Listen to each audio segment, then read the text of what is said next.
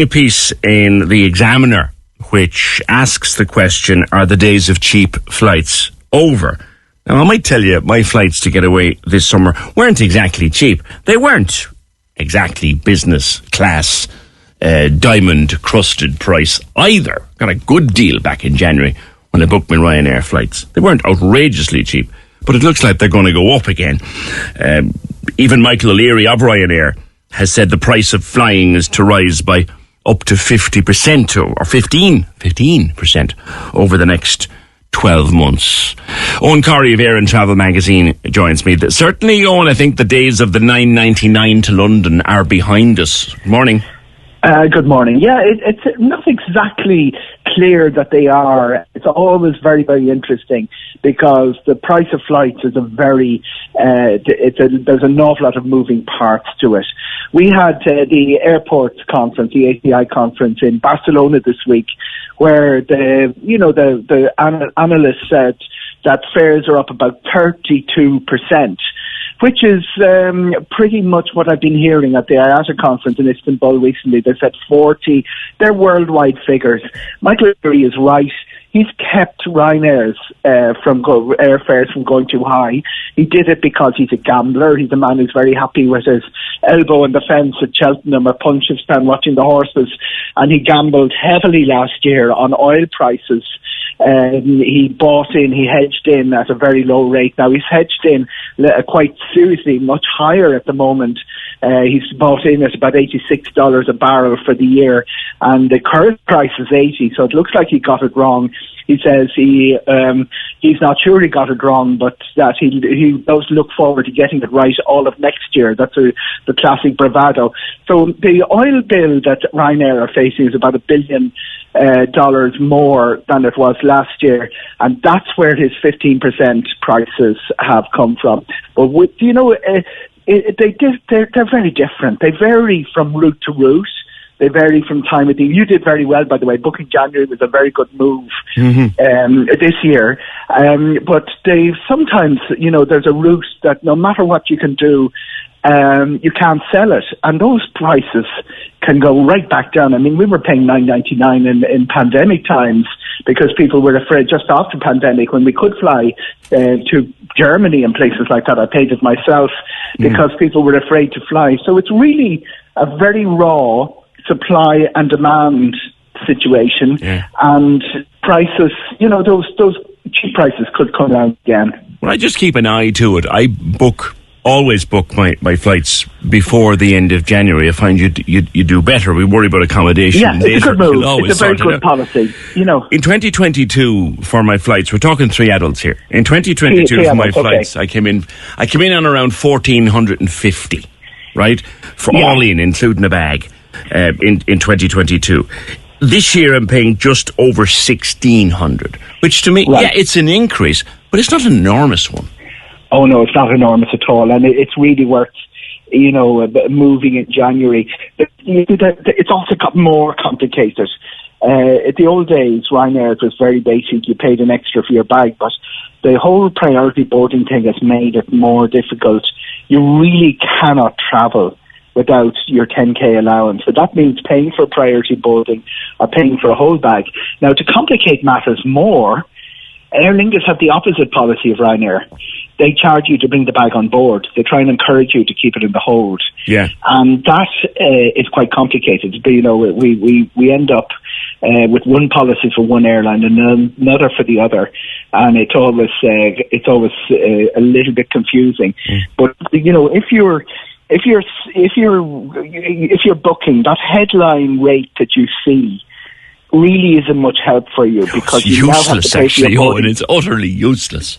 You have to look for your priority boarding. Now, it gets even more complicated. Most of us, any time of the year, there's only one choice for winter outside of the summer holidays. You can do your Mallorca and your Ibiza and your Malaga and your Faro for summer, but realistically, you can't predict winter. So our only choice for winter is the Canary Islands. And there's a different baggage policy for the Canary Islands. They charge extra for your whole bag than you would on the other route. So it's like a Rubik's Cube of different charges.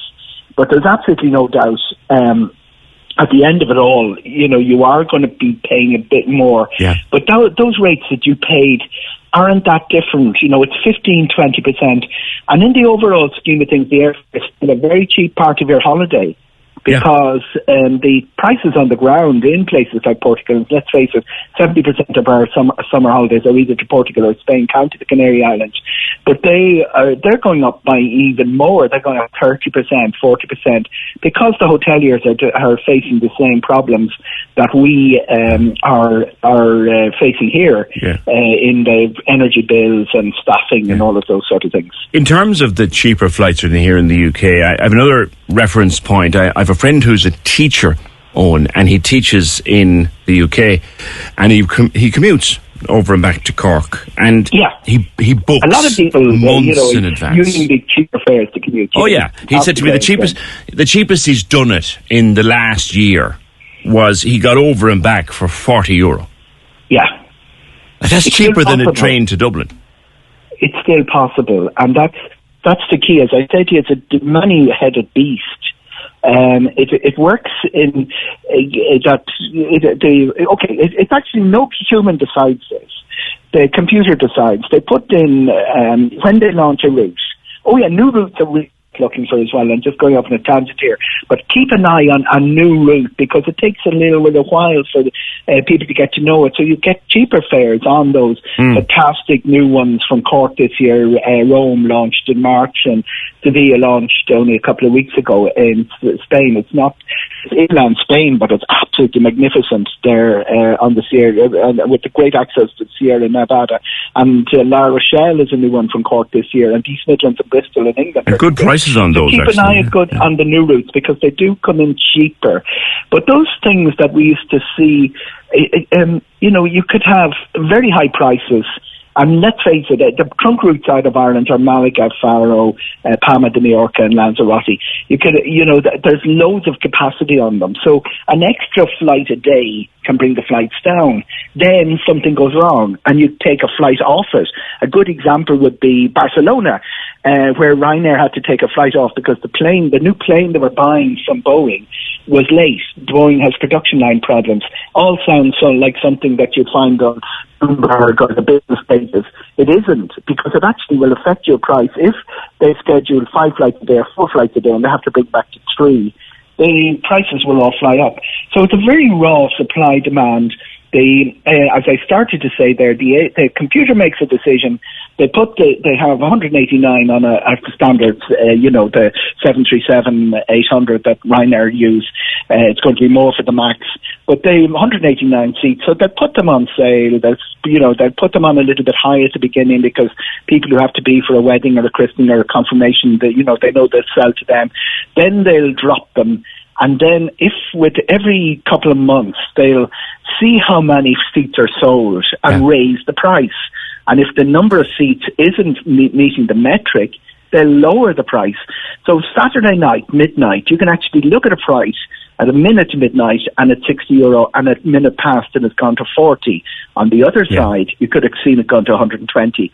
It's as I say, the elbow in the fence at Cheltenham, trying to work out which horse has the better legs. Yeah. And to say generally that the day of cheap flights is over is a bit extreme, because you will still get those bargains. And absolutely right, 32%, the aircraft council, 40%. Yeah. I asked Istanbul a few weeks ago, the conferences that I'm attending are telling me this. And Michael O'Leary's absolutely right. He says it's going to go up 15% anyway, because I have $1 billion more in fuel bill to pay.